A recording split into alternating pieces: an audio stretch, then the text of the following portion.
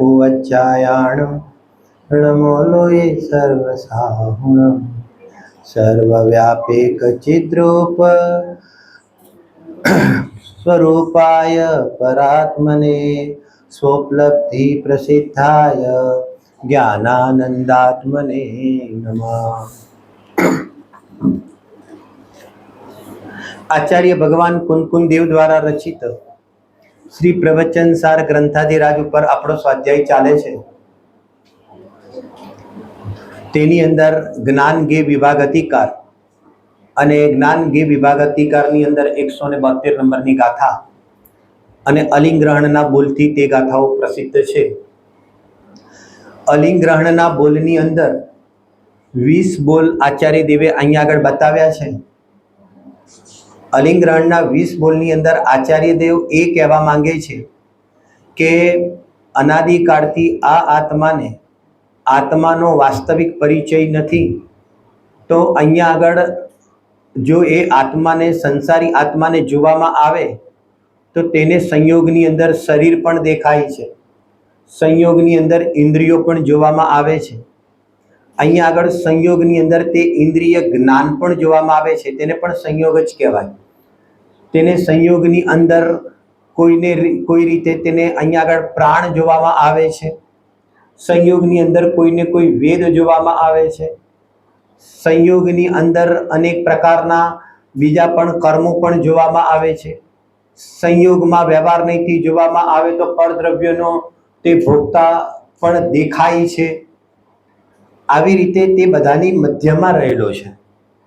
અને ઓર અંદર જઈને વાત કરીએ તો તે આત્મદ્રવ્યની અંદર ગુણભેદની પણ વ્યવસ્થા જોવામાં આવે છે અને તેની અંદર પર્યાય ભેદની પણ વ્યવસ્થા જોવામાં આવે છે અને તેની અંદર તે પર્યાયનું પોતાનું સ્વયંનું સત પણ જોવામાં આવે છે। તો આ બધી વ્યવસ્થાઓની અંદર મારે આત્માનો અનુભવ કરવો હોય તો સૌથી પહેલા મારે મારા આત્માને વાસ્તવિકપણે ઓળખવો પડે। હવે આત્માને જો ઓળખવો હોય તો હું આટલી બધી ચીજોમાં એને કયું લક્ષણ બનાવું કે જેના માધ્યમથી મને પરમાર્થભૂત આત્માની અનુભૂતિ થઈ જાય, વિષય એ ચાલે છે। તો આચાર્ય દેવ કહે છે કે આમાંથી તારા એક પણ લક્ષણ નહીં ચાલે। તો પછી સામે આ કહે છે તો પણ આ બધા છે ને, તો કહે છે કે તું આત્માને નથી જોતો એટલા માટે છે, પણ જે દિવસે તું જે વખતે પણ તું આત્માને જોઈશ તો ભલે આ બધું ઊભું હશે પણ તને આત્મા તેનાથી ભિન્ન દેખાશે। તો અહીંયા આગળ આચાર્ય દેવ નાસ્તિપરક કથન કરે છે। અલિંગ્રહણ શબ્દનો જે પ્રયોગ કરવામાં આવ્યો છે તે નાસ્તિપરક છે। એટલે અ એટલે નહીં, લિંગ એટલે હમણાં જે આખું આપણે લિસ્ટ જોયું તે, બરાબર ને, અને ગ્રહણ એટલે તેના માધ્યમથી જાણવામાં આવતો નથી, એનું નામ અલિંગ્રહણ કહેવામાં આવે છે। કારણ કે સહજ પ્રશ્ન થાય કે સાંજે બોલની અંદર પર્યાપ્તિને પ્રાણ આવીને ઉભા રહી જાય અને સવારના પ્રવચનમાં ઇન્દ્રિયો પણ આવીને ઊભી રહી ગઈ અને હવે અહીંયા આગળ સાથે વળી પાછું આટલું ઓછું પડતું હતું તો આ પ્રત્યય વિજ્ઞાન ને તર્ક ને અનુમાન ને કહે છે કે આ બધું પણ આવ્યું। તો કહે છે કે આ બધામાં અમારે અલિંગ્રહણના બોલને કેવી રીતે સમજવું, તો જરા સમજવા જેવી વાત એ છે કે દરેક બોલની અંદર આચાર્ય દેવ ભેદ વિજ્ઞાન કરાવે છે અને ભેદ વિજ્ઞાન કરાવે એટલો ખાલી પરથી જુદો નથી બતાવતા, પરંતુ કેટલાક બોલની અંદર પરથી જુદો બતાવવાની સાથે આત્માને કેવી રીતે પ્રાપ્ત કરે તે વિધિ પણ એની અંદર એ અવ્યક્તપણે છુપાયેલી છે। અને એ સાથે સાથે બોલની અંદર આપણે એવી રીતે પણ સમજીએ છીએ, તમારું ધ્યાન હું આકર્ષિત કરવા માંગુ છું કે हाँ कोई बात नहीं है। अब हम इस प्रकार की यहाँ पर शैली का प्रयोग किया है कि जैसे अलिंग्रहण के बोल है ना, तो अगर सीधे सीधी प्योर आध्यात्मिक शैली से बताना हो तो बता देंगे, तो बरसों से जिस प्रकार से पढ़ते आए इस प्रकार से पढ़कर आगे भी निकल जाएंगे, तो इतनी भाववासना नहीं हो पाती। ये जो अलिंग्रहण के बोल है ना, तो अमृतचंद्र आचार्य देव की जो शैली रही है ना, तो वो थोड़ी अध्यात्म गर्भित आगम वाली शैली रही है। तो अध्यात्म गर्भित आगम वाली शैली से हमें ये अलिंग्रहण के बोल समझने हैं। तो इसलिए क्योंकि बोल के अंदर सारे शास्त्रीय शब्द है, स्वयं आचार्य अमृतचंद्र देव ने 1000 साल पहले जो मूल की रचना की, तो उसमें सारे शास्त्रीय शब्द का यहाँ पर उल्लेख किया है।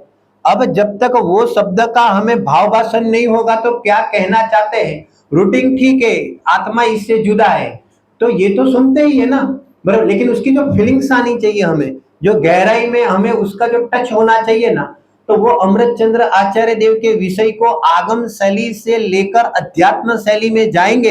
एक्चुअली तो कोई भी सब्जेक्ट ऐसे ही समझा जाता है, आगम पूर्वक अध्यात्म समझा जाता है।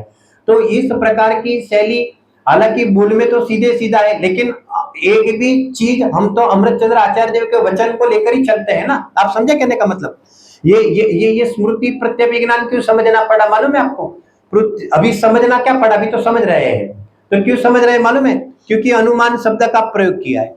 अब जब तक स्मृति प्रत्यभिज्ञान और तर्क नहीं समझते, तब तक अनुमान समझ में नहीं आता। और ऐसा क्यों है ये भी बताता हूं। क्योंकि धारणा बिना स्मृति नहीं होती, स्मृति बिना प्रत्यभिज्ञान नहीं होता, प्रत्यभिज्ञान का ज्ञान के बिना तर्क ज्ञान नहीं होता है, और तर्क ज्ञान के बिना अनुमान ज्ञान नहीं होगा। बोलो, अभी डायरेक्ट अनुमान समझोगे तो क्या समझेंगे आप समझे कहने का मतलब? तो कई शैलियां ऐसी होती है जो प्योर अध्यात्म की ओर से भी चले, कई शैलियां ऐसी होती है कि थोड़ा समझ कर अध्यात्म में प्रवेश करे, तो वो ज्यादा लाभकारी होती है। बराबर है? कुछ ऐसे प्रश्न आए इसलिए मैंने इधर खुलासा किया। साथ में मैं ये बताना चाहता हूं कि जो अपन एक बोल चलाते हैं ना, 20 बोल चलाते हैं, तो किस पद्धति से चलाते हैं वो देखना। कि जैसे पहले ये देखा हमने पहले बोल में कि आत्मा इंद्रियों थी जान तो नहीं, ये एक बोल आया। तो उसमें फिर खुलासा पूज्य गुरुदेव श्री ने क्या किया कि ये आत्मा इंद्रियों से स्व और पर दोनों को जानता नहीं है। बराबर है कि नहीं? तो ये इंद्रिया क्या है उसका स्वरूप भी हमने देखा, क्यों वो नहीं जानती है उसका भी स्वरूप देखा। बराबर है कि नहीं? और साथ में हमने ये भी देखते हैं, तो यहां पर क्या सिद्ध किया, तो क्या यहां पर आत्मा को अतीन्द्रिय ज्ञान स्वभावी सिद्ध किया। समझ में आया एक साथ कितना चल रहा है कहने का मतलब? ये पद्धति स्टडी करने की भी ये पद्धति होती है। दूसरे बोल के अंदर कैसे लिया कि आ आत्मा इंद्रियों वाड़े જાણવામાં આવતો નથી।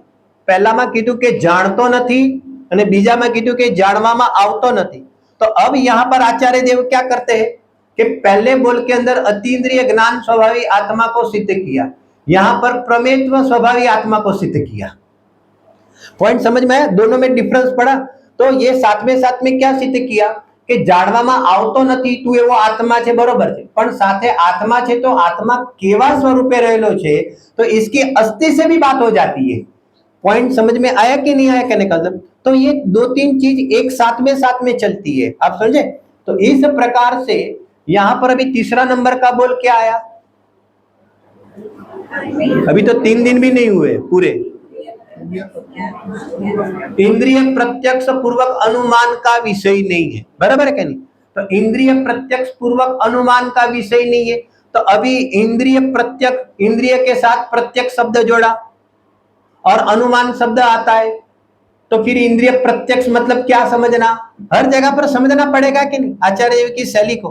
तो इंद्रिय प्रत्यक्ष शब्द का यहां पर अर्थ यह होता है कि हालांकि इंद्रियों के माध्यम से जो ज्ञान की प्रवृत्ति देखी जाती है वो तो परोक्ष ही है, लेकिन लोक व्यवहार में इसको साम व्यवहारिक प्रत्यक्ष कहते हैं। तो साम व्यवहारिक प्रत्यक्ष पूर्वक उसका जो ज्ञान पाया जाता है उसके माध्यम से वो अनुमान लगा देगा और उसके माध्यम से आत्मा की वो पहचान करेगा। तो क्या ऐसा आत्मा तेरा गे पदार्थ नहीं है। समझ में आया? जैसे हम एक दूसरे को पहचानते हैं या तो किसी और की बात करेंगे और जगह पर भी निर्णय कर लेंगे। कल बहुत सारे उदाहरण भी दे दिए कहने का मतलब, बराबर है ना? पानी में जीव है, बोलो कैसे देखा? तो इंद्रिय प्रत्यक्ष पूर्वक फिर क्या हुआ कि हमने अनुमान लगा दिया। तो क्योंकि ये सारा जो अनुमान से अंदर में जो जीव नाम का पदार्थ है, तो क्योंकि उसकी वास्तविक पहचान नहीं हो पाती। यहां पर अलिंग ग्रहण के बोल में आचार्य देव को परमार्थ भूत आत्मा बताना है। हम जिस प्रकार से संसार अवस्था में आत्मा का जो ज्ञान करते हैं, जो कथन व्यवहार नहीं से बताया है जीव को, उस अनुसार हमने परमार्थ मान रखा है। इसलिए आचार्य देव उस व्यवहार नहीं का निषेध कराते हुए गौण के रूप में निषेध कराते हुए यहाँ परमार्थ की स्थापना कराते हुए आत्मा का अनुभव कराना चाहते हैं। समझ में आया ये विषय किस प्रकार से चलता है? जैसे शाम का एक वापिस ले लूं, जैसे शाम को कौन सा विषय चला 2 दिन से? प्राण का चला, बराबर है ना। अभी आप मुझे ये अलिंग ग्रहण के बोल में प्राण की जगह कैसे आई? इसलिए आई कि व्यवहार में हम देखते हैं कि नहीं कि इसके प्राण चले गए, नहीं कहते हैं? अपन यूज करते हैं कि नहीं, वो शब्द प्रयोग यूज करते हैं कि नहीं? अच्छा गजब हो गया, आगम में भी बताया है। आगम में कहते हैं कि 10 प्राण से जीता है वो जीव है। पॉइंट समझ में आया? अब 10 जो प्राण से जीता है वो जीव है, तो ऐसा क्यों बताया? संयोग की अपेक्षा से बताया। जगत का जीव कैसे पहचाने? कैसे? एक बताओ आप मुझे, जो आपकी और हमारी आत्मा है, क्या ऐसे ऐसे ऐसी भटकती है? मतलब क्या आप समझो, मतलब संसारी आत्मा है क्या बिना कवर की है? बिना कवर मतलब समझते हैं? ये मतलब के शरीर के कवच में है ना। संसारी आत्मा होती है वो खुली खुली नहीं है। कहने का तात्पर्य क्या है? अरूपी आत्मा है, तो अरूपी आत्मा खुली खुली तो घूमती नहीं है बिना शरीर की।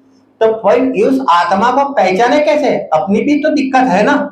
तो यहाँ पर आचार्य देव कहते हैं भले दिक्कत है लेकिन इसका भी सॉल्यूशन है ना, बराबर? तेरा ज्ञान काम करेगा ना, बराबर है कि नहीं? तो फिर ऐसा क्यों बताते हो? क्योंकि ऐसा बताने पर ही लौकिक में व्यवहारी जन इस प्रकार से आत्मा की पहचान कर सकते हैं। तो पॉइंट समझ में आया कि नहीं? जैसे घर में चींटी जाती है, बराबर बेटा, जोईने जजे, हम बराबर के नहीं? केम जोईने केम जाए छोकरो? केम दौड़तो न जाए? अभी उसकी माता है वो क्या बताती है? वो आप मुझे ये बताओ, क्या बताती है? अच्छा इसमें ऐड करता हूं, उसकी जो माता है वो चींटी का शरीर बताती है कि चींटी की आत्मा बताती है? अभी बोलो।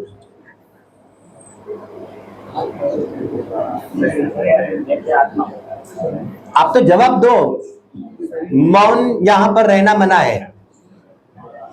चींटी की आत्मा बताती, आप समझो ये सब ज्ञान की क्यों आवश्यकता पड़ती है? चींटी की आत्मा बताती है कि चींटी का शरीर बताती है? अच्छा दूसरा भी साथ में और ऐड करता हूं, माता ने क्या देखा है? चींटी की आत्मा देखी है कि चींटी का शरीर देखा है? चींटी का देखा क्या? चींटी का शरीर। इसको क्या कहेंगे? इंद्रिय प्रत्यक्ष पूर्वक क्या हो गया? क्योंकि चींटी का शरीर देखकर चींटी की आत्मा का ज्ञान करना उसको अनुमान कहते हैं। अभी समझ पकड़ में आया? थोड़ा थोड़ा अभी ट्यूबलाइट होती है, बराबर क्या नहीं? तो इंद्रिय प्रत्यक्ष पूर्वक अनुमान का विषय, इसका अर्थ क्या होगा? कि हम देखते तो है शरीर, लेकिन शरीर के माध्यम से किसका अनुमान किया? तो क्योंकि शरीर के माध्यम से हमने आत्मा का अनुमान किया, इसको कहते हैं कि इंद्रिय प्रत्यक्ष पूर्वक अनुमान, बराबर? तो लोक व्यवहार तो इस प्रकार से चलेगा, इसका हम लोक व्यवहार में निषेध नहीं कर सकते हैं। लेकिन यहाँ आचार्य देव को क्या कहना है मालूम है? तुम सिर्फ इतना अनुमान लगाकर आत्मा का परिचय कर लो तो क्या ऐसा नहीं चलेगा। भले तुम्हारा लोक व्यवहार इससे चलेगा, सदाचरण आत्मा की सिद्धि भी हो जाएगी, बराबर क्या नहीं? आपका चरणानुयोग भी पलेगा, उसकी मना नहीं है। लेकिन यहाँ पर कहते हैं कि बिना द्रव्यानुयोग के अनुभव पूर्वक यहाँ पर चरणानुयोग का ज्ञान यथार्थ नहीं है। तो इसके लिए हमें परमार्थ आत्मा का अनुभव करना जरूरी है। पॉइंट समझ में आया? कल भी मैंने उदाहरण दिया कि पूज्य गुरुदेव श्री सभा में कहते हैं कि आ छोड़ियो बदी आ पांदड़ाओ तोड़े छे। तो गुरुदेव श्री ने क्या देखा था? तो पत्ते में माँ बाप दिखते थे क्या? पत्ते में माँ बाप दिखते थे? तो क्या देखा था? इंद्रिय प्रत्यक्ष पूर्वक क्या देखा? एक एक पत्ता देखा, उस पर से अनुमान क्या किया? उस पर से क्योंकि भाई इसके अंदर जीव है ऐसा अनुमान किया ना। लेकिन वो गुरुदेव श्री का जो अनुमान ज्ञान है वो सम्यक अनुमान है, और हमारा जो अनुमान ज्ञान है इसको बोले खोटा नहीं कहेंगे, नहीं तो लोक व्यवहार नहीं चलेगा, लेकिन सच्चा कहेंगे, लेकिन सम्यक नहीं है। और यहाँ अलिंग ग्रहण के जो बोल की चर्चा चल रही है वो सम्यक अनुमान की अपेक्षा से चलेगी, और सम्यक अनुमान तब होगा जब आपको प्रत्यक्ष अनुभव ज्ञान होगा, तब आपका अनुमान ज्ञान सम्यक कहने में आएगा। उसकी चर्चा आज चलेगी। समझ में आया क्यों विषय चल रहे?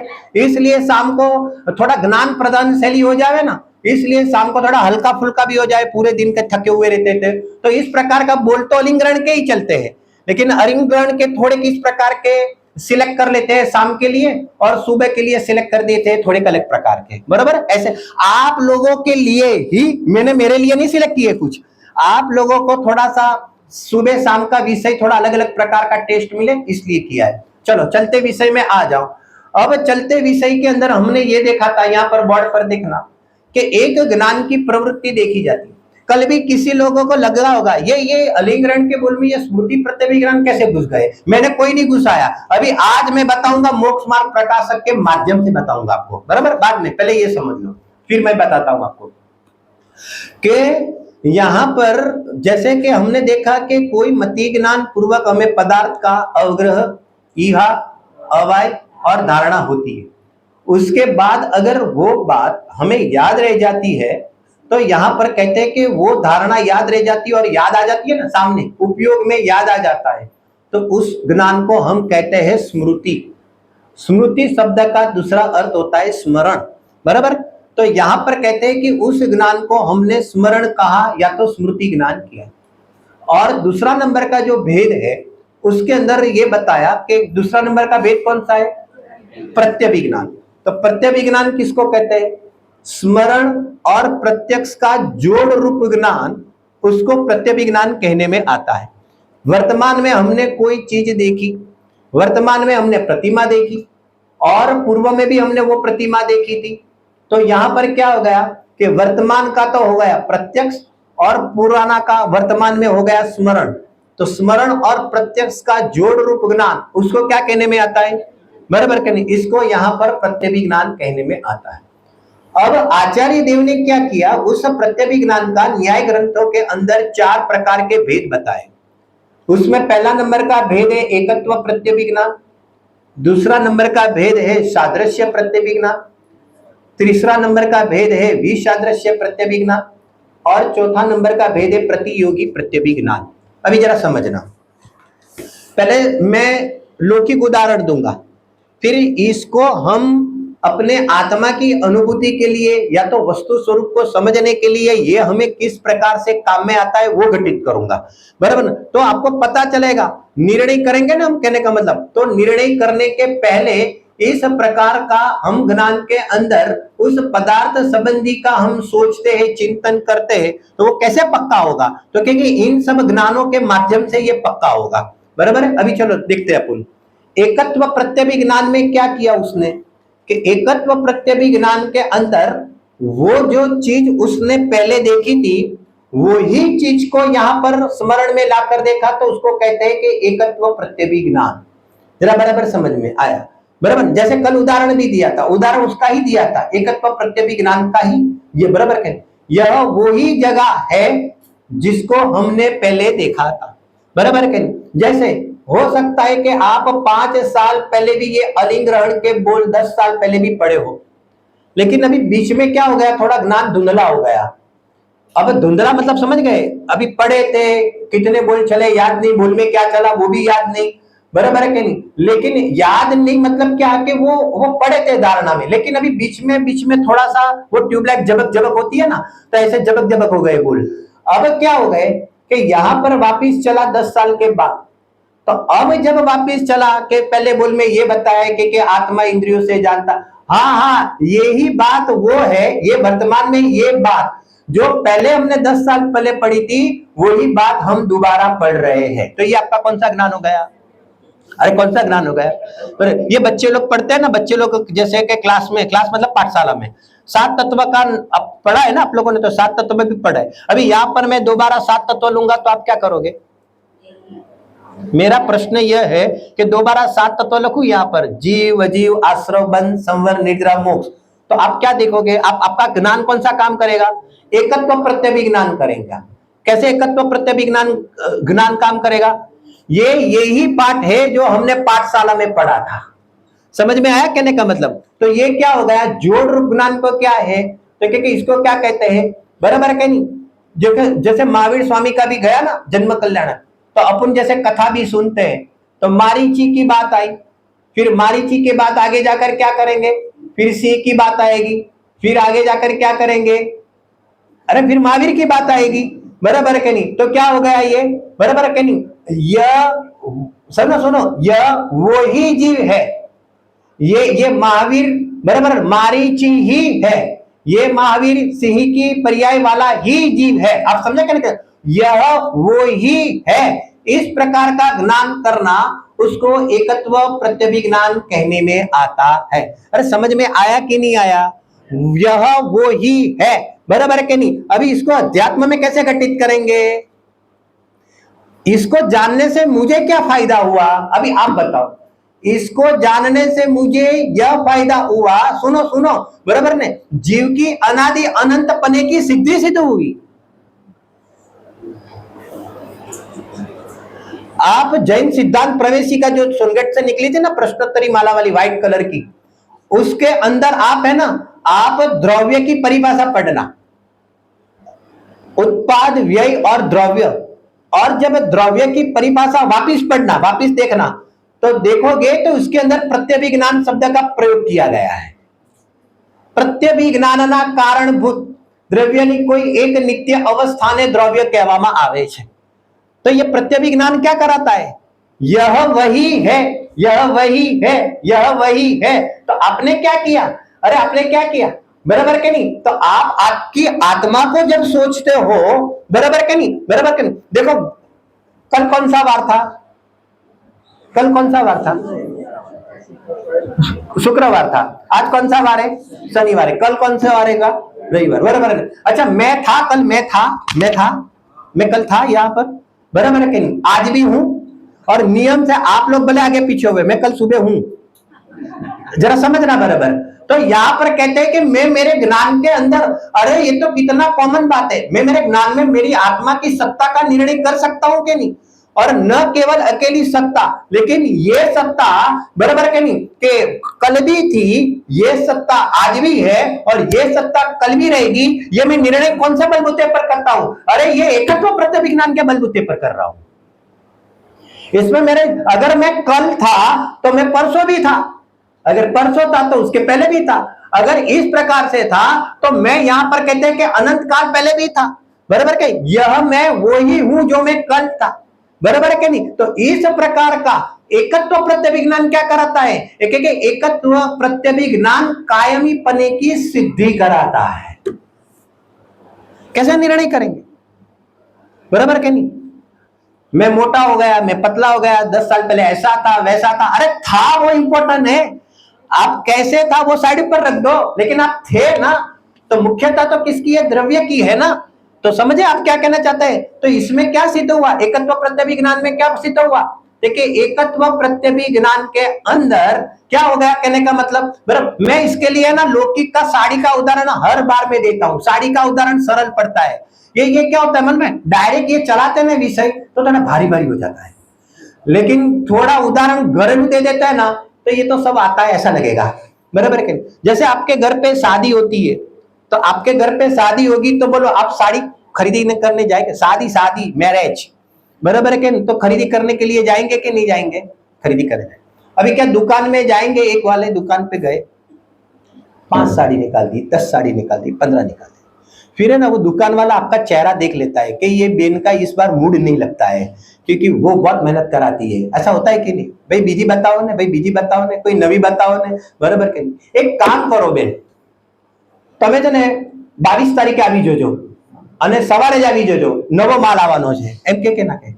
22 तारीख को आ जाना, नया माल आने वाला है। वो क्या बोलेगा, आप अभी यहाँ पर 8 तारीख को खड़े हैं और इस महीने की 22 तारीख को आप आ जाना।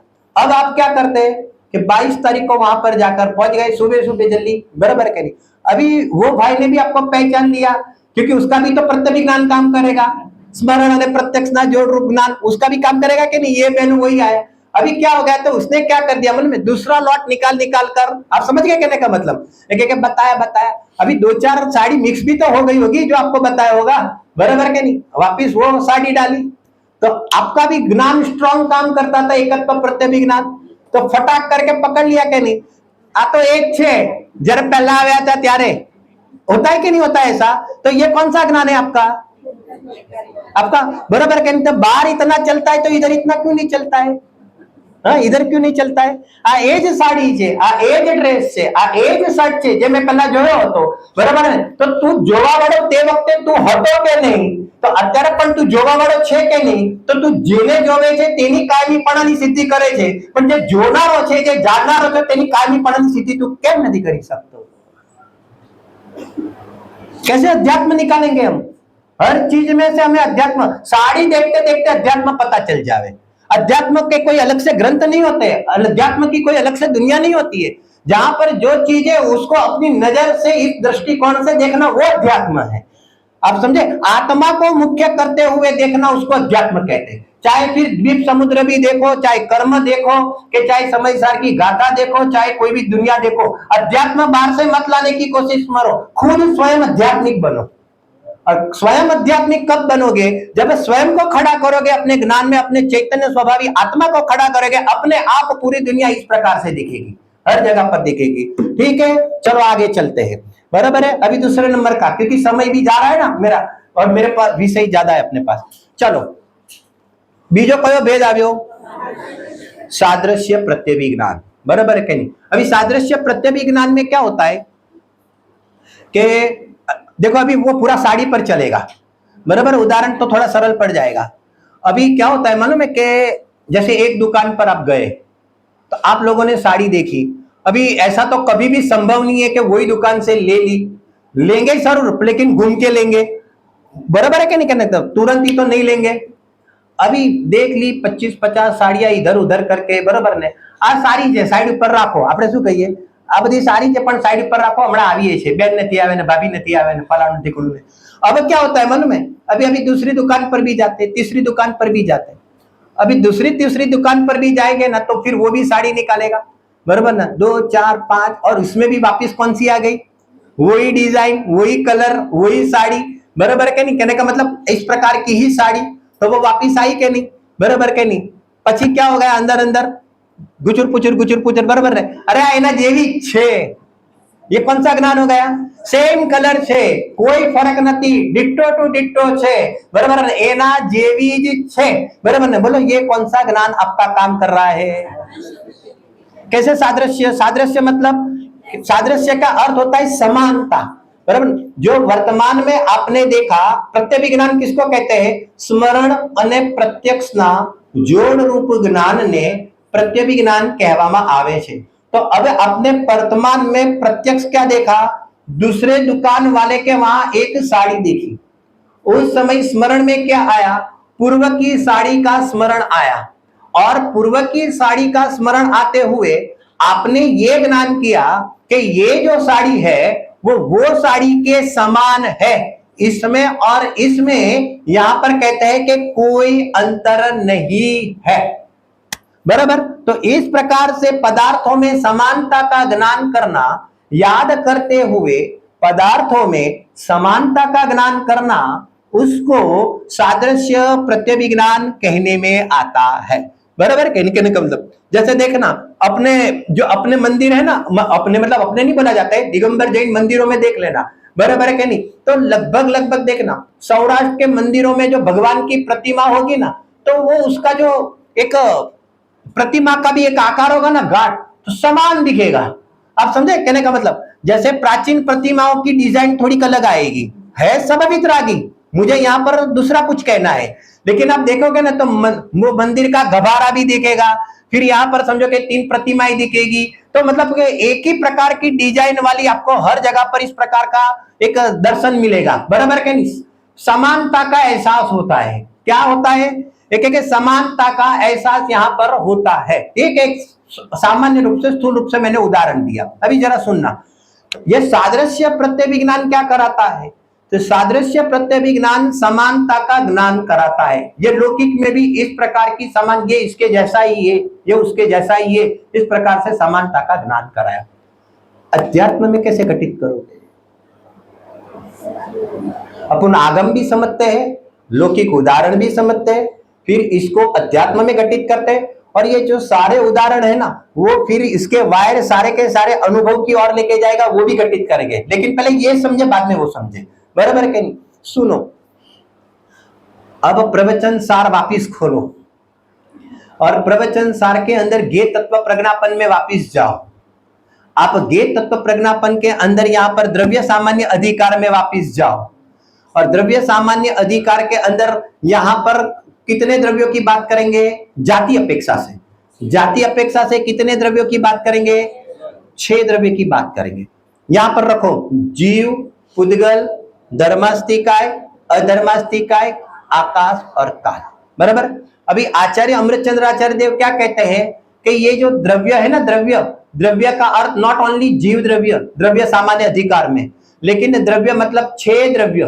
बराबर है कि नहीं? तो अब जब हम 6 द्रव्य का सामान्य स्वरूप देखेंगे और 6 द्रव्य का सामान्य स्वरूप का हम ज्ञान करेंगे तो जीव द्रव्य कैसा है? जब हम द्रव्य सामान्य अधिकार में जाकर, द्रव्य सामान्य अधिकार में जाकर अगर प्रश्न पूछा जावे कि जीव द्रव्य कैसा है, तो आप क्या जवाब दोगे? आप क्या जवाब दोगे? क्या जवाब दोगे? कि जीव द्रव्य उत्पाद व्यय द्रव्य सहित है। द्रव्य सामान्य अधिकार में जाकर अगर आप जीव द्रव्य की पहचान करने के लिए जाओगे तो वो क्या बोलेंगे? एक द्रव्य है जीव द्रव्य, वो उत्पाद व्यय द्रव्य स्वरूप है। पुद्गल द्रव्य कैसा है? तो क्या उत्पाद व्यय द्रव्य स्वरूप है। धर्मास्तिकाय भी कैसा है? तो क्या उत्पाद व्यय द्रव्य स्वरूप है। इस प्रकार से ये 6 द्रव्य कैसे है? तो क्या उत्पाद व्यय द्रव्य स्वरूप से। आप समझे? तो जब आप जीव द्रव्य को भी उत्पाद व्यय द्रव्य स्वरूप से देखते हैं, जब पुद्गल की भी सामान्य पने से उसकी चर्चा आई तो पुद्गल द्रव्य भी कैसा बताते हैं? तो क्या उत्पाद व्यय द्रव्य स्वरूप बताते हैं। तब आपके ज्ञान में यहाँ पर कौन सा भी ज्ञान काम करेगा?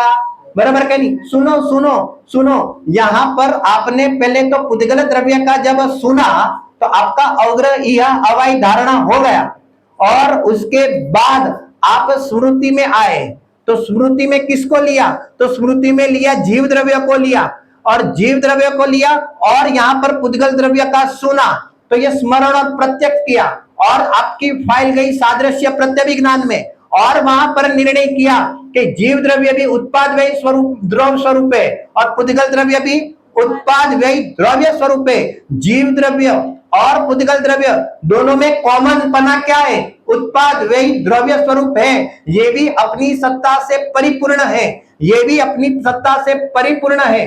जो सत होता है वो स्वतंत्र होता है, तो जीव भी स्वतंत्र है और पुद्गल भी स्वतंत्र है। जब इस प्रकार से सादृश्य प्रत्यभिज्ञान करके जीव, पुद्गल इत्यादि सब द्रव्यों का ज्ञान करते हैं तो सब द्रव्यों में समता भाव धारण होती है।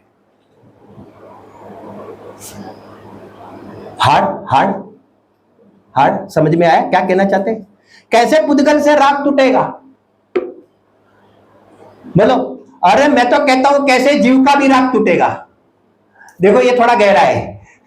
कैसे पुद्गल का भी राग टूटे, कैसे पुद्गल जीव का भी राग टूटे? अरे इसमें भी आपने समता देखी कि ये पदार्थ भी अपने आप में परिपूर्ण है और ये जीव द्रव्य भी परिपूर्ण है। तो जीव द्रव्य परिपूर्ण है तो इसको भी किसी की गरज नहीं है, और पुद्गल द्रव्य भी परिपूर्ण है तो इसको भी जीव की गरज नहीं है। तो यहां पर इधर भी गरज नहीं है, इधर भी गरज नहीं है। बोलो कौन से ज्ञान से निर्णय किया? एक सादृश्य प्रत्यभिज्ञान से आपने निर्णय किया। आप मुझे यह बताओ कि बिना अपेक्षित, एक दूसरा मैं शब्द का प्रयोग करता हूं, आप मुझे यह बताओ कि एक जब आत्मा की अनुभूति होती है ना, तो आत्मा की अनुभूति के अंदर एक्चुअली आत्मा की अनुभूति के काल में ही वितरागता प्रकट हुई और समता भाव प्रकट हुआ। ये हमने पहले स्थापना कर दी, बराबर है कि नहीं? लेकिन सुनो, आत्मा की अनुभूति पहले भी अपेक्षित समता भाव उत्पन्न होती है, और ये तत्व ज्ञान के बलबूते पर होगी। जब तक इस प्रकार से वस्तु का स्वरूप नहीं जानोगे, पदार्थों की समानता नहीं जानोगे, अभी वो दृष्टिकोण से बात चल रही है, सादृश्य प्रत्यभिज्ञान की अपेक्षा से बात चल। जब तक आप जगत के द्रव्यों को इस प्रकार से समान पने से नहीं जानोगे, तब तक आपको कर्ता बुद्धि, भोक्ता बुद्धि, एकत्व बुद्धि हुए बिना रहेगी नहीं। आत्मा के नजदीक के लिए ये सारे उपाय हैं। बाद में अनुभूति होगी। मिथ्या बोध अलग, मिथ्या ज्ञान लेकर कभी भी आत्मा की अनुभूति नहीं होती। पुद्गल को मैं कर लूं, इसका अर्थ यह हो गया कि यहां पर उत्पाद वही नहीं माना। पुद्गल को मैं कर सकता हूं। अब बेन सीरो बनावे थे ने, सीरो सारा मानो सोरो कोण बनावे थे? हाथ ઊંચો કોઈ નહીં કરે, મને ખબર છે, અને અંદર બધા જ માને છે પણ મને ખબર છે। બરાબર, હા, એ જેન્ટલમેન છો તમે, બરાબર કે નહીં કહેવાની, વ્યવહાર નહીં, સત્યાર્થ છે. બરાબર, ટેન્શન નહીં લો. પણ આ શીરો બનાવી શકું છું, તો શીરાના જે પરમાણુ છે તેનું ઉત્પાદન ક્યાં જતો રહેશે? હા, આ એટલો બધો નવરો છે ને, જીવ એટલો બધો નવરો છે ને કે એને બધી જ જગ્યાએ પહોંચી વળે છે. ના ના, બધી જ જગ્યાએ, કારણ કે હું બધી દુનિયાના બધા જ કામ કરું છું, કારણ કે હું ખરેખર નવરો છું. તમે તારે મને કામ સોંપો, હું બધું જ કરી લઈશ. તમે તારે બધું જ કહી દો, બધું જ હું કરું છું, બધું જ હું કરું છું કહેવાનું. વિચાર કરો, આ મિથ્યા માન્યતા પડી હોય અને તું અહીંયા આગળ કહે છે કે મિથ્યા વિકલ્પ લઈને હું શુદ્ધ છું, બુદ્ધ છું, ચૈતન્ય ગણ છું, બે ચાર ગાથાઓ લઈને તું તારો આત્માનો ઉપયોગ અંદરમાં લગાડી દે. તારો ઉપયોગ ફ્રી નથી. આપણે ખાલી એકલા રાગાદી ભાવોથી ઉપયોગને ફ્રી કરવા માંગીએ છીએ, ના મિથ્યા વિકલ્પથી તું તારા ઉપયોગને ફ્રી કર. તું જ્યાં સુધી તારા મિથ્યા વિકલ્પથી તારા ઉપયોગને ફ્રી નહીં કરે ને ત્યાં સુધી એક સમીચીન દ્રષ્ટિ બનતી નથી, સમતા ભાવ આવતો નથી, અપેક્ષિત સમતા ભાવ આવતો નથી. રાગ દ્વેષની શ્રૃંખલા તો નિરંતર ચાલુ છે. 69 બહુ સરસ, અરે એટલી ગજબની ગાથા છે, એટલી ગજબની ગાથા છે 69 બહુ માન ભર્યો છે, એમનો વિષય છે. શું કહેવા માંગે છે કે મતલબ આ મિથ્યા વિકલ્પોને તું પ્રહાર કર અને તું આ નિર્ણય થશે ને, અરે તું કોઈ પણ દ્રવ્ય ક્ષેત્ર કાળમાં બહારના ઉભો રહી જા, તને અનુભૂતિ થયા વગર રહેશે નહીં. સાદ્રશ્ય પ્રત્યભિ જ્ઞાન શું બતાવે છે? અરે શું બતાવે છે? અરે બોલો, શું બતાવે છે? સમાનતા બતાવે છે. દ્રવ્ય અને પર્યાયની શું બતાવે છે? બોલો, દ્રવ્ય અને પર્યાયની ભિન્નતા બતાવે છે કે સમાનતા બતાવે છે ને? બોલો, અત્યારે આ ટોપિક ચાલે છે, અત્યારે ચેનલ આ જ ચાલે છે, સાદ્રશ્ય પ્રત્યભિ. મેં બદલી નથી હજી. સાદ્રશ્ય પ્રત્યભિ જ્ઞાનમાં દ્રવ્ય અને પર્યાયની ભિન્નતા બતાવે છે કે દ્રવ્ય અને પર્યાયની સમાનતા બતાવે છે? કેવી રીતે સમાનતા કરી? સમાનતા કેવી રીતે બતાવી? અરે દ્રવ્ય સત છે તો પર્યાય કહે છે કે હું પણ સત છું. એટલે ગુણો પણ અંદરથી બોલે છે અમે પણ સત છીએ. દ્રવ્ય સત, ગુણ સત અને પર્યાય પણ સત. આ પ્રવચન સાર જ્ઞાન કરી દીધા છે. પ્રવચન સાર ખરેખર તમે વાંચશો ને તો તમને હવે અત્યારે છે ને આપણે શું છે કે ઓલું સમય સારનું ઓલું હોય ને આપણને, એટલે જલ્દી આમાં પાછો પક્ષપાત ગજબ થઈ ગયો. હવે ક્યાં બુદ્ધિ કાઢીએ? પ્રવચન સાર વાંચશો તો તમે કૂદશો, નાચશો, ચમર લઈને નાચશો અને પછી સમય સાર વાંચવાની મજા આવશે. હું તો કહું છું પ્રવચન સાર વાંચો ને, એ તમને જે આનંદ આવશે ને, બરોબર ને, એ તમને પછી તમે આત્માને સમજવા જઈશું ને તો એનો કોઈ અલગ આવશે આનંદ. એક સ્ટેપ મારે આગળ વધીને જાણી જોઈને બોલવું નથી. એક તો બધું રેકોર્ડિંગ થાય છે ને, લોકો શું ને શું સમજે મને ખબર નથી. અપેક્ષાઓ ના સમજે ને કેમ. અમારે કેવું છે ખબર છે? અમારે ટેલિવિઝન વાળા જેવું છે, તમે સમજો, અમારે ન્યૂઝ ચેનલ વાળા જેવું હોય. અમારી સામે તમે છે ને 6 ડાળા મૂકશો ને તો અમારા માટે સર્વોત્કૃષ્ટ 6 ડાળા અમને લાગશે. અને તમે અહીંયા આગળ રત્નકરણ સવચાકાચાર મૂકશો ને તો અમને અમારા માથે અહીંયા આગળ સર્વોત્કૃષ્ટ જ લાગશે. અને તમે ધવલા મૂકશો, સર્વોત્કૃષ્ટ શબ્દ વાપરું છું, સમજો, હું સર્વોત્કૃષ્ટ શબ્દ, કારણ કે જીન વચન જેટલા પણ અક્ષર છે ને મારા માટે બધા જ સર્વોત્કૃષ્ટ છે. એટલા માટે કારણ કે તે સમસ્ત શબ્દ છે ને મને વિતરાગતા પ્રગટ કરવામાં નિમિત્ત બને છે. ખ્યાલ આવે છે કે નહીં?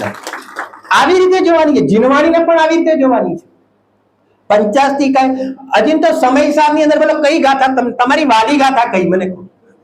હજી ને સમજ્યો જ નથી, હજી ને વિતરાગતા ને. જેમ ઓલા એને તો શું કર્યું ખબર? એને શું કર્યું?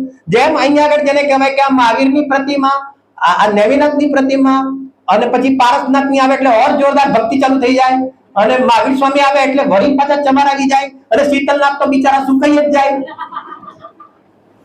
હજી તો દ્રષ્ટિકોણ જ નથી.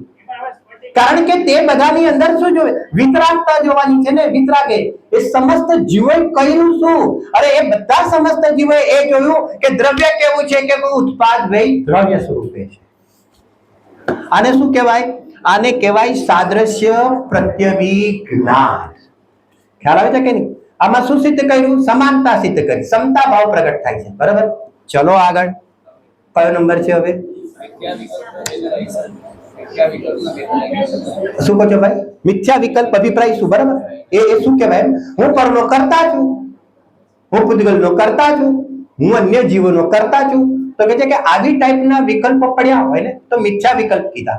હવે આપણને આ જ્ઞાન કેવી રીતે કામ કરે છે? સાદ્રશ્ય પ્રત્યભિ જ્ઞાન. આપણને ખબર પડી ગઈ કે પૂતગલ અને મારામાં કોઈ અંતર નથી. કયા અપેક્ષા છે? તો કે છે કે એવી પરિપૂર્ણ દ્રવ્ય છે. હું પણ અહીંયા આગળ જેને કહેવાય કે પરિપૂર્ણ દ્રવ્ય છું, બરાબર, તો એનામાં બી કોઈ કમી નથી, મારામાં બી કોઈ કમી નથી. કારણ કે મેં પૂતગલનું સ્વરૂપ પણ જાણ્યું જ્ઞાનમાં, અને મેં જીવદ્રવ્યનું પણ સ્વરૂપ જાણ્યું, અને મને યાદ આવ્યું કે જીવ પણ આવો છે, અને પૂતગલનું અત્યારે જાણી રહ્યો છું તો મને યાદ આવ્યું કે પૂતગલ પણ આવો છે, કોઈ ફરક નથી, બરાબર ને? દ્રવ્યનું લક્ષણ સત અને સતનું લક્ષણ ઉત્પાદ વૈદ્રવ યુક્તમ સત, બરાબર કે નહીં? તો આમ મને ખ્યાલ આવ્યો, તો બોલો હવે શું થશે? અરે એટ્રેક્શન ખતમ થઈ જશે. હજી તો આના પર આખું ઘણું પ્રવચન થાય, બહુ સમજવા જેવી વાત છે. આપણે તરત જ ભાગલા પાડીએ છીએ ને પૂતગલોમાં, એટલે કે ગેયોમાં ભાગલા પાડીએ છીએ ને, સારું અને ખરાબ. આ પૂતગલ સારું અને આ પૂતગલ ખરાબ. આપણે સાડીઓ જ લાવો ને એટલે આપણે માથા પર ટેન્શન નહીં. આપણે આજે સાડીઓ છે ને, સાડીઓ, બરાબર કે નહીં? હવે તમે આ સામાન્ય જોવો, સાડી સામાન્ય ને જોવો, બરાબર ને? આ સાડી સામાન્ય છે, પછી બીજી પણ ઓલા આમ નાખી, સાડી સામાન્ય છે, બરાબર કે નહીં? જો એક બીજો શબ્દ વાપરું, જો મારી થોડી શૈલી આવી છે, ઉત્તર ગુજરાતનો છું ને એટલે થોડી શૈલી આવી છે, તમે બધા પણ જ છો. આ ભાઈએ શું નાખ્યું છે? લુગડું નાખ્યું છે. જો આપણે લુગડું જોઈએ તો બોલો રાગ દ્વેષ થાય કે ન થાય? આમ કઈ ખ્યાલ આવે કે નહીં? આમ પાછો, બરાબર ને? આ શું નાખ્યું છે ભાઈ? આ શું નાખ્યું? આપણી ભાષામાં શું નાખ્યું છે? લુગડું નાખ્યું છે. એને બીજું બી નાખ્યું તો શું નાખ્યું? બરાબર, લુગડું નાખ્યું છે, બરાબર. હવે લુગડું જ જોઈએ ને, જયારે લુગડું જ જોઈએ તો બોલો આનું એટ્રેક્શન થાય, સાડીનું એટ્રેક્શન થાય. જો તમે એકબીજાની સાડીને એમ ના કહેતા, ખ્યાલ છે કે નહીં? અરે આ તો થોડીક હલકી ફુલકી વાતમાં ગંભીર વાત બતાવી દઈએ છીએ અમે. ખરેખર આખું વિશ્વ લુગડું જ છે, આખું વિશ્વ લુગડું છે. તમે વસ્તુ સમજો, તેને સામાન્ય દ્રષ્ટિથી જોવો. રાગદ્વેષ મટાડવા છે ને, રાગદ્વેષ કેવી રીતે મટશે? અહીંયા ચિત્તની અંદર કેવી રીતે મટશે? કે વિશ્વને તમારો જે જોવાનો દ્રષ્ટિકોણ છે તેમાં તમે ચેન્જ લાવો, બરાબર ને? તો તેને જેમાં ચેન્જ આવશે ને તો તમને કોઈ એટ્રેક્શન નહીં લાગે. અરે એટ્રેક્શન તો જવા દો, તમે આત્માની સમીપ જશો. અરે જવા દો, સમીપ શું તમને અનુભવ થશે, અને પછી શું થશે? બસ એમ જ જોતા રહો તો અહીંયા આગળ કેવળ જ્ઞાન આવશે, બીજો કોઈ ઉપાય નથી. એકચ્યુઅલી તમે એટલે આપણે બધા આચાર્ય દેવ આપણને બધાને કહે છે, બરાબર ને? આ તારી નજરમાં ખરાબી છે. વસ્તુ તો લુગડું જ છે, હકીકતમાં એમ છે, પણ તારી નજરમાં ખરાબ છે. કે એક જગતના જીવોએ નામ આપ્યું સાડી, અને જેવો સાડી શબ્દ સાંભળ્યો એની સાથે જ અહીંયા આગળ મોહ ઉત્પન્ન થયો. પણ લુગડું કહીએ છે તો જરા સમજો, જરા લુગડું કહ્યું તો લુગડું કહો અને મોહ કરીને બતાવો. લુગડું જાણો, હવે કહો મોહ છોડી દો. લુગડું જાણો અને એ સાડીનો મોહ કરીને બતાવો.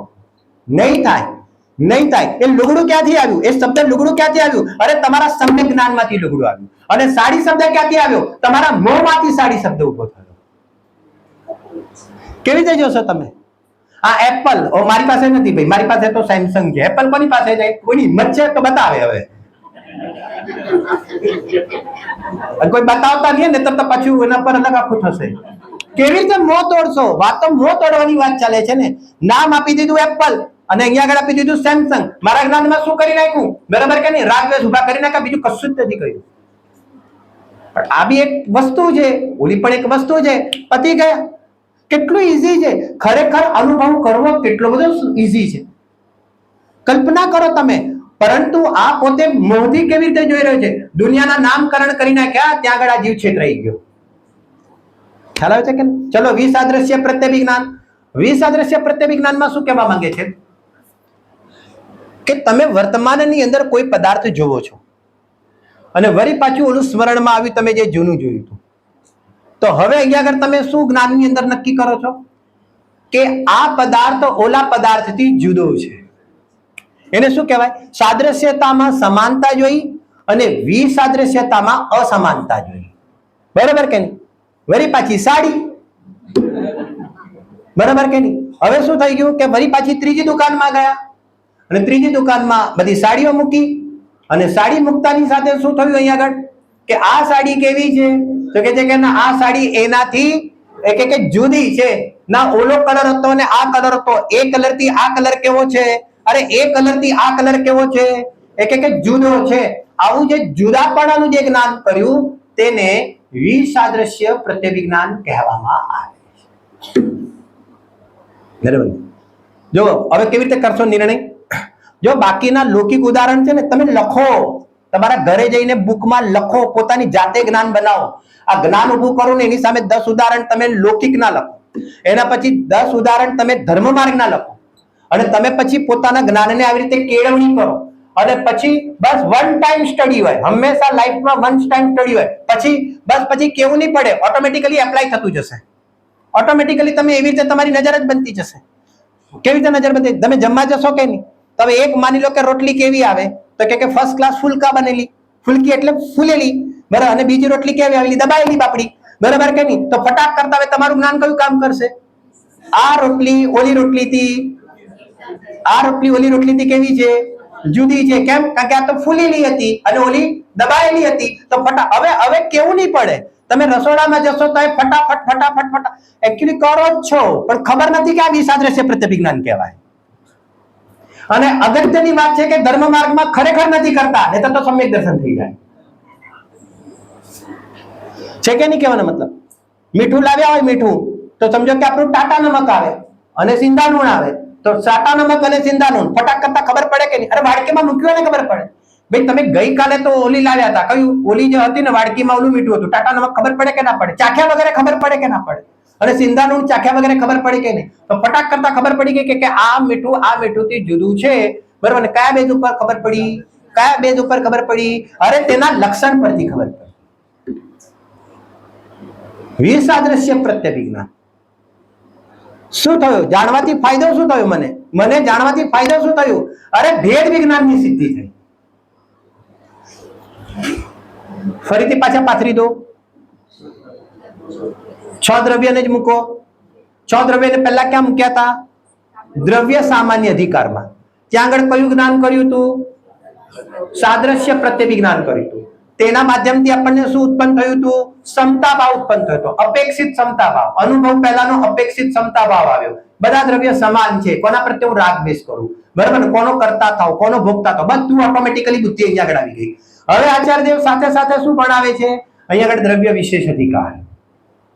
અને દ્રવ્ય વિશેષ અધિકારની અંદર વળી પાછળ 6 દ્રવ્યને અહીંયા આગળ મૂકવામાં આવે છે, બરાબર કે નહીં? હવે જીવ દ્રવ્યનું પણ વર્ણન બતાવે છે કે જીવ ઉપયોગ સ્વરૂપ છે, જીવ ચેતના સ્વરૂપ છે.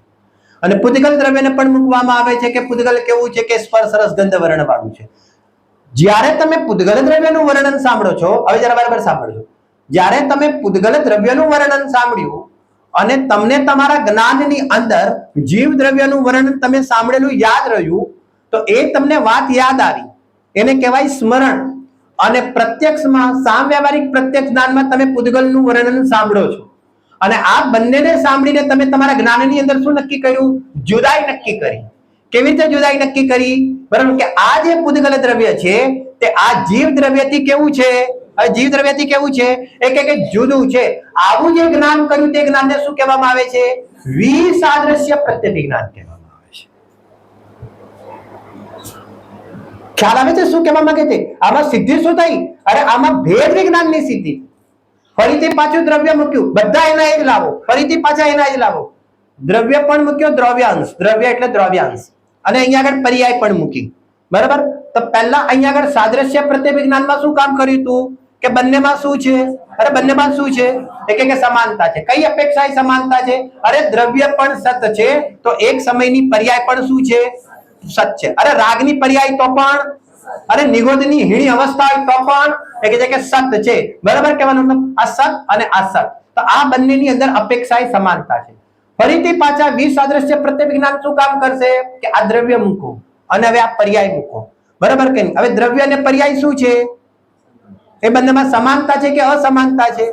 જો તમારું જ્ઞાન અસમાનતાને પકડે છે તો તે જ્ઞાનને વિસાદ્રશ્ય પ્રત્યભિજ્ઞાન કહેવાય. તમારું જ્ઞાન સમાનતાને પકડે છે તો તેને સાદ્રશ્ય પ્રત્યભિજ્ઞાન કહેવાય. હવે બરાબર માર્મિક સાંભળજો, બરાબર? તમારું જ્ઞાન જે બંનેની અસમાનતાને પકડે છે, પણ બંનેના લક્ષણ દ્વારા જો અસમાનતાના પકડે છે, તો તે તમારું વિસાદ્રશ્ય જ્ઞાન સાચું. અને દ્રવ્ય અને પર્યાયનું સમાનતાની અંદર પણ તે બંનેના લક્ષણ દ્વારા અહીંયા આગળ સમાનતા પકડે છે, તો તમારું સાદ્રશ્ય પ્રત્યભિજ્ઞાન સાચું. પણ હવે જો સાંભળજો, પણ દ્રવ્ય અને પર્યાયમાં બંનેના લક્ષણની અપેક્ષાએ, સાંભળજો બરાબર, કોઈ અંતર નથી, તો તમારું જ્ઞાન મિથ્યા. થોડું ભારે આવ્યું, પણ આવું જોઈએ, થોડું તો આવું જ જોઈએ. બધું સરળ સરળ નહીં ચાલે. ફરીથી બોલું, બરાબર? જો સાંભળો, નિર્ણય કરવાનો છે ને વન ટાઈમ, આ દ્રવ્ય અને આ પર્યાય, તો દ્રવ્યની અને પર્યાયની સમાનતા શું છે કે આ પણ સત છે અને આ પણ સત છે, બરાબર? તો આ પણ સત છે, આ પણ સત અહેતુક છે, આને પણ કોઈ કારણ નથી સત રહેવામાં, આને પણ કોઈ કારણ નથી સત રહેવામાં, બધું ફર્સ્ટ ક્લાસ બરાબર રીતે સેટ કર્યું, બરાબર? પરંતુ તમે આને પણ સત જોવો છો, આને પણ સત જોવો છો, તો કોઈ પર્ટિક્યુલર લક્ષણથી, સત લક્ષણથી દ્રવ્ય અને પર્યાયને જોયા. તો સત લક્ષણથી દ્રવ્ય અને પર્યાયને બંનેમાં જો સમાનતા જોવો છો તો તે જ્ઞાન સમ્યક છે. હવે બીજું લક્ષણ, વસ્તુની અંદર એક જ લક્ષણ ના હોય તો બીજા લક્ષણની અપેક્ષાએ હવે વિશેષ લક્ષણની અપેક્ષાએ જોઈએ. આ તો સામાન્ય લક્ષણ થઈ ગયું દ્રવ્ય સામાન્ય અધિકારમાં. હવે વિશેષ લક્ષણની અંદર દ્રવ્યનું લક્ષણ, હવે દ્રવ્યનું લક્ષણ કેવી રીતે જોશો તમે? તો હવે સત એકલું નહીં લેવું. હવે દ્રવ્યાંશની મુખ્યતાથી વાત કરીએ છીએ તો અહીંયા આગળ દ્રવ્યને કેવી રીતે જોવો? એટલે કે તેને કાયમીપણે જોવો. આ દ્રવ્યને કેવી રીતે જોવો? બરાબર ને, એને કાયમીપણે જોવો. અને પર્યાયને કેવી રીતે જોવો? તેના લક્ષણથી, બીજા લક્ષણથી, બરાબર છે, બદલાવ રૂપ જોવો, ક્ષણિક રૂપ જોવો.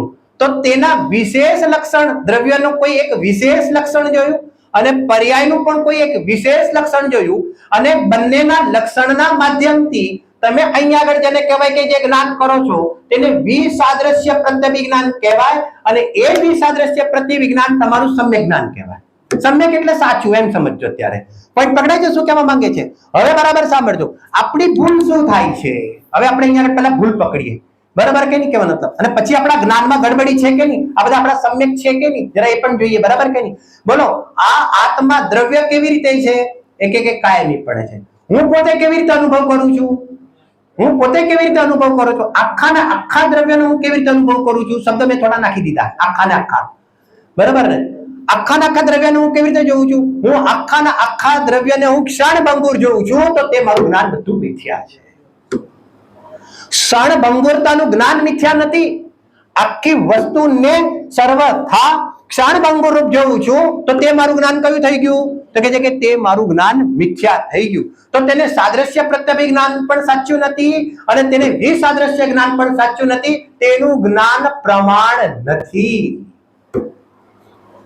પરંતુ આમ જ્યારે પર્યાયનું પણ જ્ઞાન કર્યું તો તેની સાથે કયું જ્ઞાન વર્તે છે? અરે દ્રવ્ય સત છે ને, હાજરા હજુર છે ને. હવે જરા સાંભળજો, બરાબર ને? હવે પર્યાયનું ફરીથી જ્ઞાન કર્યું. હવે બીજો એંગલ, ફટાફટ ચેનલો બદલાય છે. અહીંયા આગળ સમજો કે પર્યાયનું એક વાર જ્ઞાન કર્યું તો પર્યાયનું જ્ઞાન થયું તો અહીંયા આગળ શું જોયું? તો કે છે કે પર્યાયનું જ્ઞાન કર્યું તો શું જોયું? કે ભાઈ પર્યાય છે. તો અહીંયા આગળ કે છે કે પર્યાય છે પણ આ જતી રહેશે. અરે જતી રહેતો તો એનો નેચર જ છે, પણ હું છું ને, હું છું. પોઈન્ટ પકડાય છે કે નહીં? આમ પર્યાયનું જ્ઞાન કરીને અને એનું જ્ઞાન કરતા કરતા પણ મને મારા આત્મા દ્રવ્યનું, દ્રવ્ય સ્વભાવનું બોલો જ્ઞાન થાય કે ના થાય? પોઈન્ટ પકડાય છે કે નહીં કહેવાનો મતલબ? હવે જો ફરીથી પાછું મેં પર્યાયનું જ્ઞાન કર્યું, બરાબર ને? હવે પર્યાયનું જ્ઞાન કરીને મને શું થયું? તો કે પર્યાયનું જ્ઞાન કર્યું પણ પર્યાય ક્યારે છે? પર્યાય ક્યારે છે? હું છું તો છે ને. તો ફરીથી પાછું યાદ શું કરો કે પર્યાયનું સત લક્ષણ પાછું યાદ કરો. કે તું છે એટલે પર્યાય નથી, જેમ તું છે તેમ પર્યાય પણ છે. તો ત્યાં આગળ બોલો પર્યાયનું કર્તૃત્વ મટે કે ન મટે? પર્યાયનું કર્તૃત્વ મટે તો દ્રષ્ટિ ક્યાં આગળ જાય? અરે પર્યાયનું કર્તૃત્વ મટે તો ક્યાં જાય? અરે ગજબ થઈ ગયો. પર્યાયને જાણવાથી પણ દ્રષ્ટિ દ્રવ્ય ઉપર જાય. લો, હલતા નહીં આજે. કેવી રીતે નક્કી કરીશું? અરે જ્ઞાન તો પ્રમાણરૂપ છે. પ્રમાણમાં તો દ્રવ્યનું પડખું પણ જ્ઞાન થાય, પર્યાયનું પણ પડખું જ્ઞાન થાય. જ્ઞાનમાં તો દ્રવ્ય પર્યાય જેમ છે તેમ જ્ઞાન જણાય. દ્રવ્ય દ્રષ્ટિ એટલે શું? હું પોતાને દ્રવ્ય સ્વભાવ રૂપ અહીંયા આગળ માનું છું, સ્વીકારું છું, બરાબર કે નહીં? અહંપણું કરું છું, તે મારી દ્રવ્ય દ્રષ્ટિ. હવે દ્રવ્યને પણ હું દ્રવ્ય સ્વભાવના રૂપમાં જોઉં છું તો તેની અંદર પણ મારી દ્રવ્ય દ્રષ્ટિ છે. અને પર્યાયનું જ્યારે જ્ઞાન કરું છું તો પર્યાયના જ્ઞાન સાથે મને એ પણ જ્ઞાન થાય ને કે આ ક્ષણભંગુર છે, આ સત પણ છે. તો સત છે તો તેનો કરતા તે છે, તો તેનો કરતા તે છે, તેની સાથે હું કરતા છું, તે ભાવ પણ સાથે અહીંયા આગળ ઉદિત થયો કે ન થયો? હાર્ડ થઈ ગયું. સમ્યક દર્શન કરવા માટે ભગવાન જાણે કેટલું બધું ભણવું પડતું હશે નહીં? ઉલટું ભણ્યા છે ને એટલે બધું સુલટું ભણવું પડશે. કામ બહુ આમ આટલું જ છે, પરંતુ વિચાર તો કરો. આ મોહની સેના મારી બેટી કેવી ઊભી છે. આ ચૈતન્ય રાજા છતાં પણ મારી બેટી કે ભલે કામ આટલું હોય પણ હું ના થવા દઉં, પણ એના માટે ભલે ના થવા દઉં, એ ભલે ગમે તેટલો રૂપાપ કરે, પરંતુ દ્રવ્ય ગુણ પર્યાયથી બોલા પોતાના જ્ઞાનના મસલ્સને મજબૂત કરી શકીએ કે ના કરી શકીએ? અરે જ્ઞાનના મસલ્સ, આપણા જ્ઞાનના મસલ્સ છે ને, મસલ્સ બહુ વીક છે. તો જેટલા જેટલા આપણે શું કરીએ છીએ ખબર છે, આમ મારે તો ત્યારે થોડું પગનું થયું છે ને એટલે મને પછી એના બી ઉદાહરણ યાદ આવે, બરાબર કે નહીં? થોડો ચાલવા જાય ને એટલે કૂદવા જાય છે, પણ પહેલા તું મારો પોઈન્ટ નથી કે મતલબ ચાલવા જાય એટલે કૂદવા જાય છે એટલે શું ખબર પડી કે મતલબ થોડું ઘણું આવડે ને, થોડું ઘણું આવડી જાય ને એટલે સીધો હું તો ધ્રુવ ત્રિકાલી અખંડ અભેદ આ તે ના નથી, પરંતુ સરખી રીતે પહેલા જઈને તારા છે ને જ્ઞાનના મસલ્સને મજબૂત કર. અને તારા આ મને છે ને ફિઝિયોથેરાપિસ્ટે કીધું, મેં કીધું યાર હું દોડતો ક્યારે થઈશ, હું ચાલતો ક્યારે થઈશ, તમે મને એ કહી દો, તમે મને એક્સરસાઇઝ તો કરાવ કરો છો પણ યાર હું દોડતો ક્યારે? અરે કે ભલા માણસ પહેલા તમે પગને મજબૂત કરો, તો કેવું નહીં પડે ઓટોમેટિકલી દોડશો, તમે દોડશો તો પડી જશો. એ કે ચાલવા માટે એ કે છે કે ચાલવાની જરૂર નથી, એ કે તમે ત્યારે ચાલી શકશો જ્યારે તમારા અહીંયા આગળ પગના મસલ્સ મજબૂત હશે. એમ આત્માની અનુભૂતિ માટે કે ઉતાવળ કરવાની જરૂર નથી, જ્ઞાનમાં યથાર્થ નિર્ણય હશે તો આત્માની અનુભૂતિ ઓટોમેટિકલી થઈ જવાની છે. ખ્યાલ આવે છે કે કેવી રીતે કરશો? આવી રીતે અહીંયા આગળ સાદ્રશ્ય વિસાદ્રશ્ય પ્રત્યભિજ્ઞાન, સાદ્રશ્ય પ્રત્યભિજ્ઞાનમાં સમતા ભાવ બતાવ્યો, વિસાદ્રશ્ય પ્રત્યભિજ્ઞાનમાં ભેદ વિજ્ઞાનની સ્થિતિ કરેલી. આવી રીતે શું કર્યું કે જ્યારે આત્માનો અનુભવ થાય છે ત્યારે આ બધા જ્ઞાન આવી રીતે કેવી રીતે નિર્ણયાત્મક રૂપથી કામ કરે છે તો કે છે કે તેની અહીંયા આગળ આપણે ચર્ચા કરી. પણ અહીંયા આગળ જે જ્ઞાનનો નિર્ણય થયો છે, હજી અનુભવની વિધિ હજી આગળ બાકી છે, બરાબર? તેની ચર્ચા આપણે કરીશું. ચાલો.